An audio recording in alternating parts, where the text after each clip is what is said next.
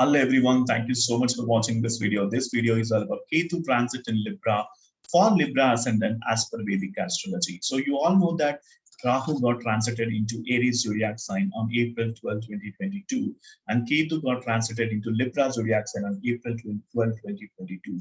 All right, so these two planets got transited after 1.5 years, and of course they'll be into the specific zodiac signs until next 1.5 years, which is October 23rd, 2022.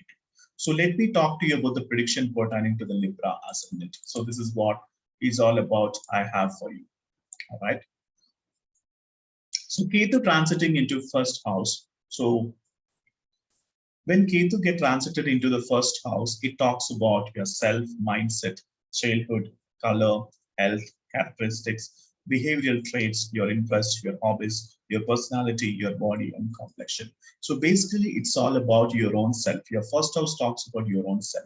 When Ketu get transited into the first house, obviously, you'll be not be showing that much of interest about your own self. You'll be in some kind of isolation. You'll be some kind of thinking mode. And example, let's say you want to go for a party, you'll be dressing up in a very simple way, because let me make you to understand the nature of planet Ketu. Ketu is a planet of isolation. Ketu is a planet of obstacles, challenges, spirituality, most importantly. And whereas Rahu is very materialistic in nature, okay, but Ketu is totally opposite to Rahu. So that's what you need to understand. And whereas the first house talks about your own self, mindset, childhood, color, health, and characteristics, obviously you'll be very much knowledgeable and skillful, of course, in many areas of your life, and also you'll be able to give advices to other people. But when it comes to you, will not be able to use that much of intellect for your own good. Okay, that is the prominent thing. That is the one main thing that you'll be observing if Ketu is placed in the first house. If Ketu is transiting into the first house. All right. So the placement of planet Ketu makes you to look lean, weak, and unstable. This also makes you little bit of wandering nature and married life disturbances. And it is important to become spiritual to reduce the malefic effects of planet Ketu.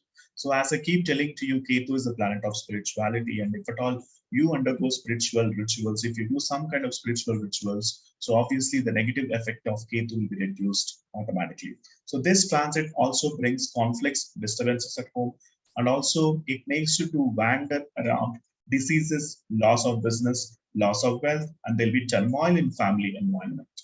Okay, and the meditation and charity to needy helps during this point of time to maintain calm.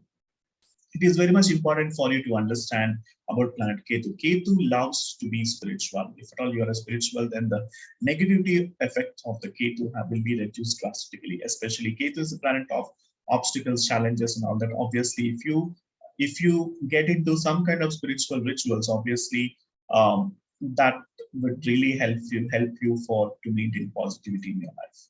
So this placement makes the person very spiritual and fond of going to going to pilgrimage, and he loves to travel alone to most of the places. He loves to be alone than mingling with people. This makes you very intellectual.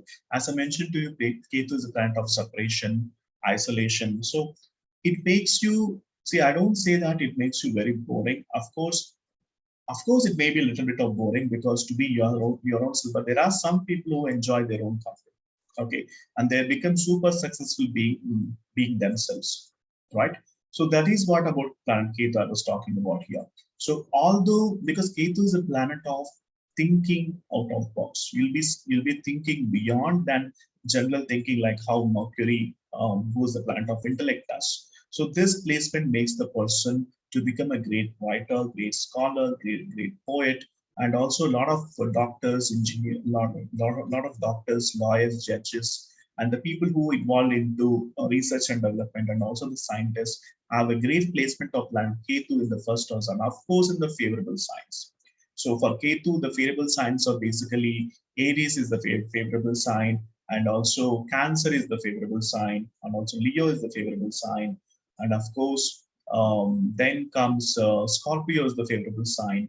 Okay, and then comes Jupiter's zodiac signs, which is Sagittarius and Pisces. So these zodiac signs are very much favorable for planet Ketu, and it happened to be a first house. Obviously, Ketu will become benefic, which is positive for you. And of course, all the negative traits, even though it comes to the first house, all the negative traits of Ketu will be cancelled, and of course the positivity will be attained. But in case if at all Ketu happens to be fallen into Aquarius zodiac sign or Capricorn zodiac sign, or Venus zodiac signs such as Taurus as well as Libra. Here we are talking with the Libra ascendant, of course. And if at all it gets into the Virgo zodiac sign or Gemini zodiac sign, then obviously Ketu will become maleficent, that means unfavorable. Okay, so that brings a lot of negative effects in your life. Okay, that needs to be eradicated by being spiritual, by getting into spiritual interest. Okay. All right. So you'll be very creative, innovative, and looks for shortcuts in order to gain the success. And if you have favorable Ketu, as I mentioned to you, it brings good fame. And this also makes you recognition at workplace and also progress in your professional pursuits. Okay. Ketu can also make you to think out of the box, as I mentioned to you. And if you're into the field related to research and development, that would bring tremendous success. As I mentioned to you, a lot of scientists have a strong Ketu in their birth chart. And you got to take calculative risks and sign the agreements by carefully reading the terms and conditions. Okay, so that is what I would like to explain to you about planet Ketu transit into the first house, which is for the Libra ascendant. Okay, so having the Ketu on the Libra ascendant makes you very intellectual in nature. That's the positive trait, I would say, and also it makes you very spiritual than before. Okay, so these are the two positive things which Ketu will be doing. And of course, the negativity will be there because being a karmic planet, obviously it has to give you the malefic effects depending upon the deeds that you have performed in the past life. All right. So thank you so much for watching this video. If at all you need my astrological consultations, the link is mentioned in the description section. Do book for an astrological consultation. Once I get a consultation order, I'll be able to help you with the complete analysis pertaining to your individual birth chart. And please don't forget to like, share, and subscribe to this YouTube channel because I have been making these videos to make you to understand the knowledge on Vedic astrology. And just by watching my videos, you can able to learn astrology as well. But at the same time, I always keep saying in my videos, half knowledge is dangerous. Do not experiment your birth chart by just having half knowledge on Vedic astrology. So you need to have complete knowledge. So without having a complete knowledge, please do not experiment in your birth chart and come to a conclusion that this is the prediction. The reason being that it's not just Ketu who's ruling your life. There are other 8 planets who takes a prominent role in terms of understanding your final prediction. So for that, you need to consult an expert astrologer who is expertise into Vedic astrology and Modi astrology and different streams of astrology like KP system and all that. And by using that technical calculations, he can able to prepare the birth chart for you and can provide you the appropriate predictions accordingly.